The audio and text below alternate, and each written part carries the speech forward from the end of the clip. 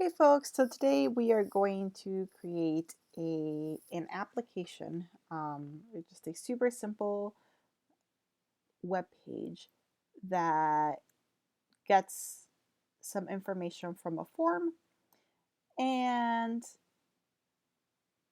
is able to then use that information on the server side. So most of you who have dealt with forms before, because you didn't know how to have a server set up yet, usually you probably just did, for example, if you did a pastry form exercise, you summed up the quantities, multiplied by the cost, and then told the user the total, but you didn't really do anything with that form. Or if you had a contact form, for example, you would have generated an email. Your action on your form would have been a mail to. But now that we actually have a server and that we can do stuff in the back end, we're going to learn how to actually interact with the information that the form is giving us. So I'm going to start by creating a new project.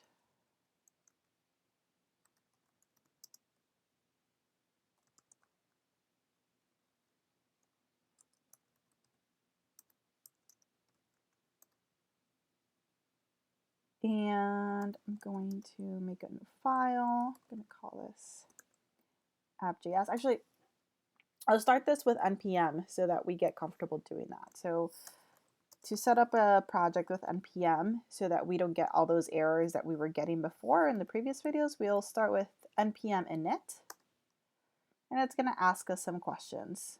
So we're fine with leaving the package name as HTML form. That's fine as a version. Form to get someone's fave color. I want my file to be called app.js just because that is what I like. I don't need a test command. I don't have a git repo, any keywords. We'll just leave this as is, and you'll see that it creates this package.json. So now whenever we install any sort of whenever we install any npm packages, it's going to automatically get added to this package.json. So for example, right now the package.json only contains this. I can show you that. Right? Contains the info that I provided. Now we're going to end up actually using Express. So I'm going to, oh, I forgot the word install. npm install Express. I'm going to let that load. And now if we cat package.json, it has Express as a dependency. So now let's say we want to back this folder up, if we have it on GitHub, for example, or someone else wants to clone it, or if we want to save it and zip it and submit it for our teachers, for example, then whenever they just do npm install, it's going to find any dependencies that package.json has and automatically install them so that you don't have to manually remember what to install every time. So it's a great tool, and I definitely recommend that you use that. All right, so now we have Express installed and we have our npm package set up. So let me actually create that app.js file. And as you can see, it's going to be an empty page. And I said we start with having, so we need to require Express.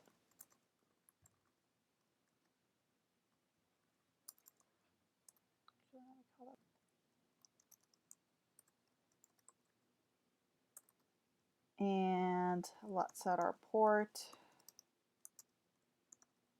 to 3000. Get rid of these spaces. All right, so let's create a get route. And I'm going to go have it be the home page.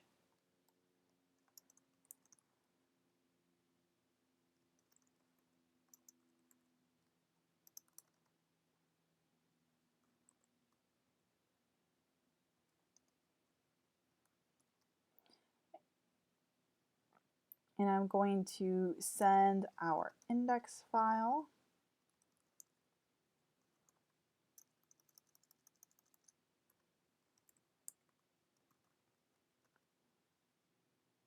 So let me go ahead and create that index file. Like I said, it's going to be a simple, super simple form. So that we don't want to get too fancy with it.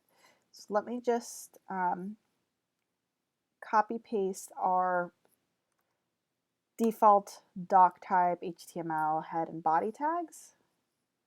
All right, and gonna give it as a title, fave color form. Oops, excuse me. Let me save this as index.html. And like I said, I'm going to create a form that has an input. I'm gonna have, oh, not texty, text.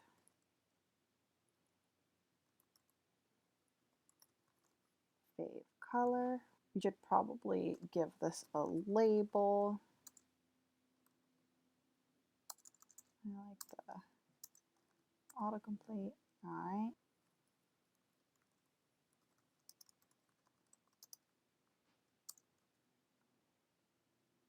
And let's give this an ID as a good practice. And then tell our label that it is for that fave color. And the last thing we need is a submit button so our form can actually be submitted.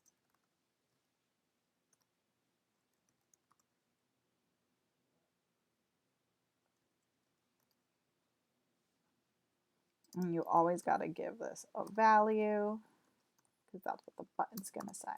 Oh, submit. All right, so let's test what we have so far just to make sure that we can get our server running and get this page loaded. So we're going to do app.listen on port.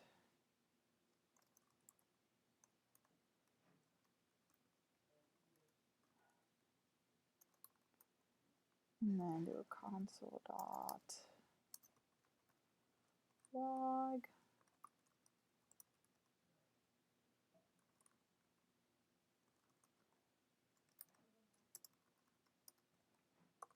All right. And if you remember from our previous video, a sent file actually needs a full path. So in this case, my index file is in the same folder as this one. So I can just use dir name, which resolves to the file, the location of the current file, which is this file. Let me go ahead and clear this out. Let me run this.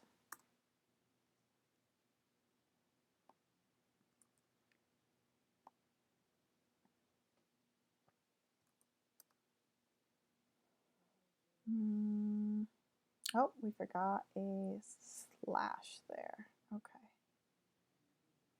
So let's do a slash there. And restart our server. All right, cool. So we have a very simple form. We click submit. Nothing really happens, right? So it's submitted, but we haven't told our form what to expect, what to do. So to do that, we actually have to give our form an action, right? Like what does it do when this button gets clicked? So we're going to set the action and we're going to have it send it to a new route. And we're going to say, this be color received. And you always need a action method type. So methods can be get or post, and there's a couple others that you're not going to really use much. And there's a great W3 Schools article here on, how do you know what to use? We're going to be using get. Get you use when you're transferring information that's not at all personal or sensitive, that you don't care if it's secure or not. So you'll see if you do a lot of online shopping, you'll see that when you add a filter or tell it to sort price low to high or sort based on relevancy, you'll see that the URL ends up changing and it ends up looking something like this where it'll say sort by, and then it'll give it whatever they told that sort to be. And then if you change and you say, I want color blue and size large or whatever, whatever parameters you give it, it's going to be changing the actual URL. So you'll have a question mark and it's going to get longer and longer and longer as you keep appending more filters.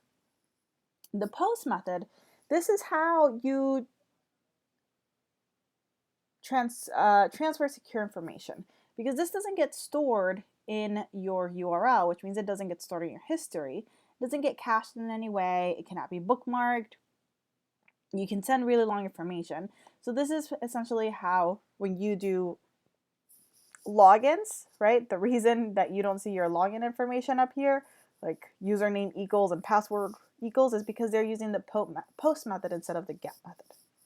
Right, so this is when you want information to be secure. So for example, credit card payments, login information, and so on and so forth, that's going to be post. Anything that you don't need to be secure can be a get. So we're going to be using our get for this. You want to make sure practice is for it to be capitalized. So now let's see what happens.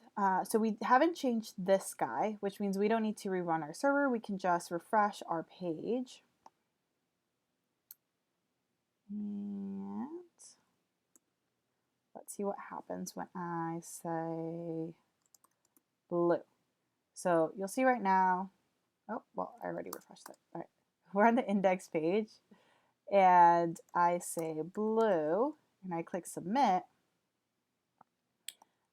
We don't have a route for color received. So it makes sense that we get this error. But does this look the way that we expected it? Well, we get a fave color and we get blue, which is what the user inputted. So you see it's get color received is the route that we told it to send to. And then the very first parameter or query or whatever you want to call it it's separated by a question mark from that route. The name that it has, or the ID that it has, is what goes first, equals, and then the value that you input, and any other additional queries or values are going to be appended with an ampersand, right? So we have our submit equals submit. So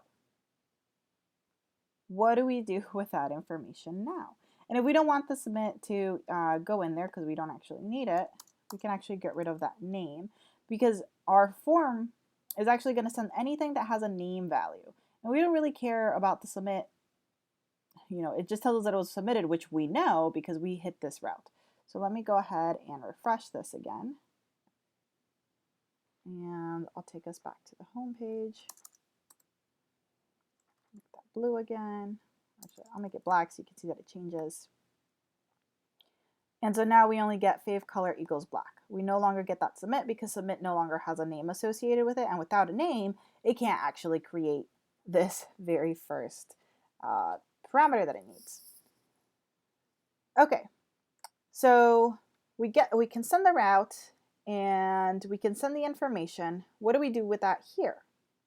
So now we want to create a route. Right now we have one for the index. We want to create a route for color received. And again, this is all super case sensitive, so I want to make sure that I am using that appropriately. And it starts off just like everything else, right? Where we create a route, and now we're going to do some information here. What is it that we're going to do here? So I have pulled up our documentation for our Express API, which is what we're using. Given that this is what the request, right? The client is requesting this information, we should be looking at this request object. So we can see here, we've got base URL, body, cookies, fresh, host name IP, IPs, method, all of these things. And you'll see that I kept using the same words over and over, right? Query, parameters, and so on and so forth. So let's see what params gives us. Okay.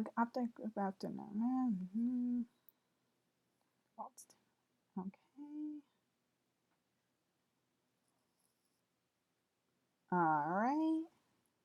So this doesn't look necessarily like what we want, right? So for example, this is, if I were doing, it gives you the example here, user/tj, right? It's doing that request, but that's not what we have. We don't have a parameter in that way. We have a query, right, where it's telling us something equals something. So let's look at the query, excuse me. And here we see what we want. We have that question mark, we have that name, and the value associated with it. So how do we use this?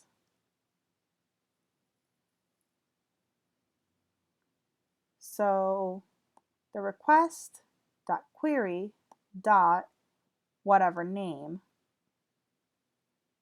is being used. So the name that we're using is called what? Fave color, right? Because that's the name on the form.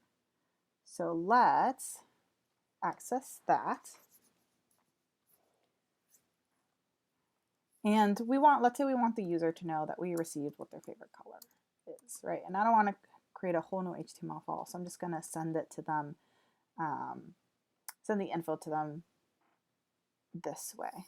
So I'll say your favorite color is, now we've got rec.query dot, and again, because all of this stuff is case sensitive, I want to make sure that I get that right. So it's going to send your favorite color is, and then give it whatever color was found in the request. So because we changed our app.js, we have to kill our server and restart it.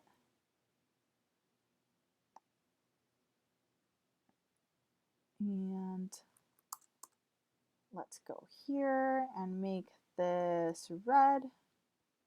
Your favorite color is red. You see that information is up here. So our route, right, is color received, and it looks for this fave color name. It finds the value of it, and it appends it here. So that is how we use the values that we're getting from our form via a GET request. Hope this was helpful.